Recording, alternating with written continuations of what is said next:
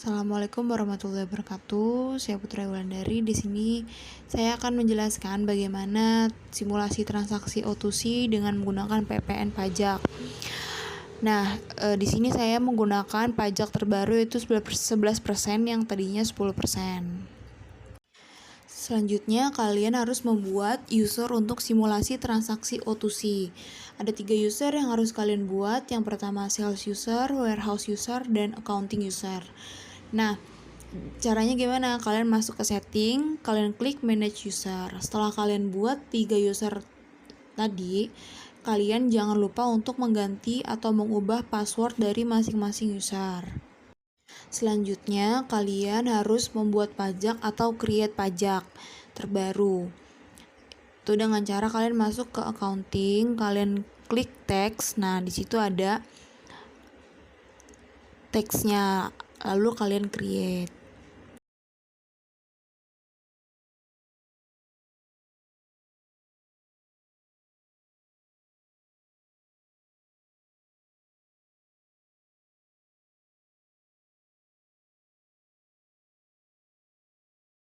Selanjutnya, kalian harus login terlebih dahulu ke sales user. Di sini sales usernya saya beri nama Sasha.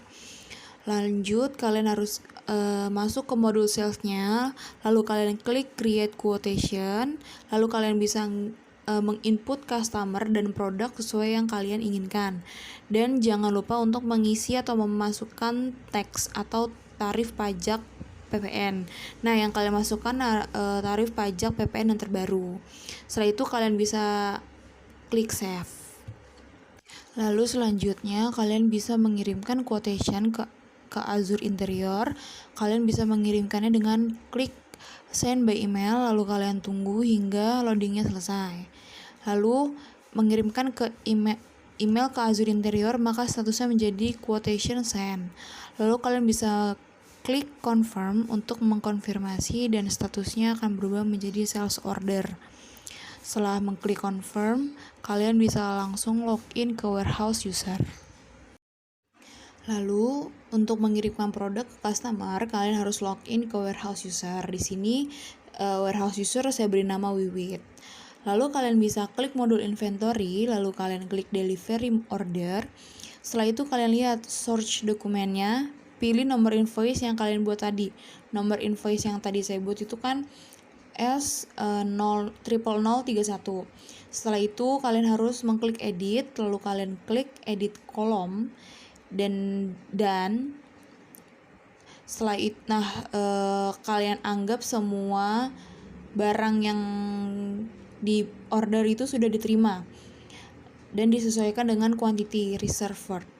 Setelah itu kalian klik save, maka statusnya akan berubah menjadi ready. Setelah itu kalian klik validate, lalu mengirim SMS dan klik confirm, lalu statusnya akan berubah menjadi done. Untuk memvalidasi bahwa produk-produk tersebut sudah benar dan sudah dikirimkan.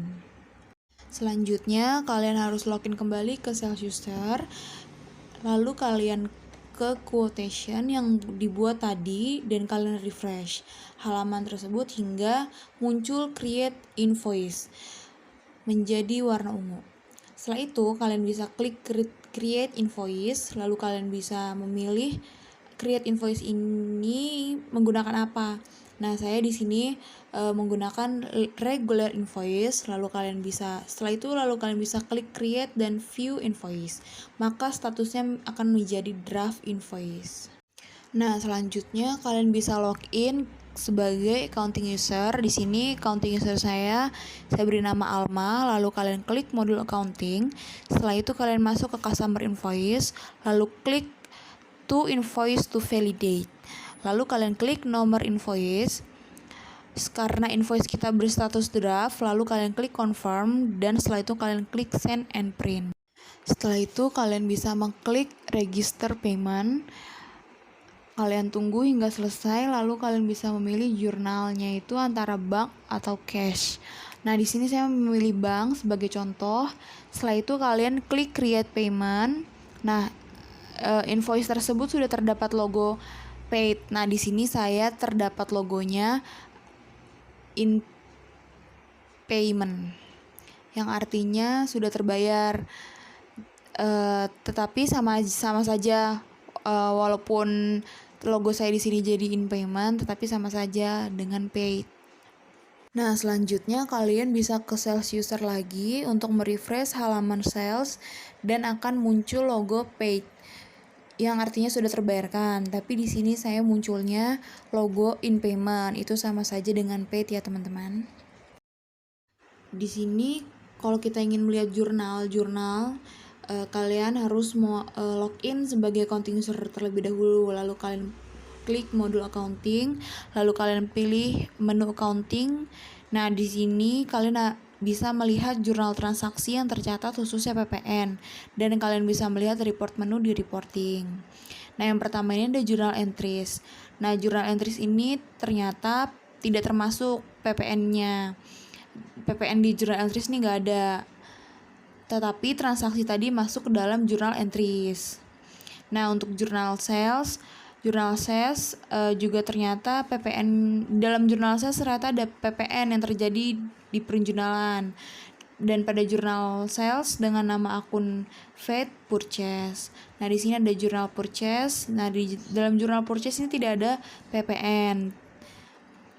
Nah, di sini ada jurnal bank and cash. Di dalam bank and cash ini juga PPN tidak termasuk. Di jurnal miscellaneous juga tidak termasuk PPN-nya. Nah, di sini ada ledger, general ledger. Ternyata PPN terjadi penjurnalan di general ledger dengan nama akun Fed Purchase. Nah, begitu pula di partner ledger, sama ada penjualan pada PPN, nama akunnya itu Fed Purchase. Nah, di sini ada balance sheet. Pada menu reporting maka ada balance sheet. Kalian bisa klik balance sheet. Setelah kalian klik akan muncul halaman seperti gambar tersebut. Lalu kalian klik print. Nah, nanti balance sheet akan terdownload otomatis. Nah, di sini saya akan memilih all entries dan checklist debit or credit. Begitu pula profit and loss. Di profit and loss kita ke menu reporting, lalu kita klik profit and loss, maka akan muncul tampilan seperti gambar di bawah ini. Nah, di sini kalian klik print lalu akan terdownload otomatis. Nah, sekian simulasi order to cash dengan pajak dari saya. Semoga dapat membantu. Kurang lebihnya mohon maaf. Wassalamualaikum warahmatullahi wabarakatuh.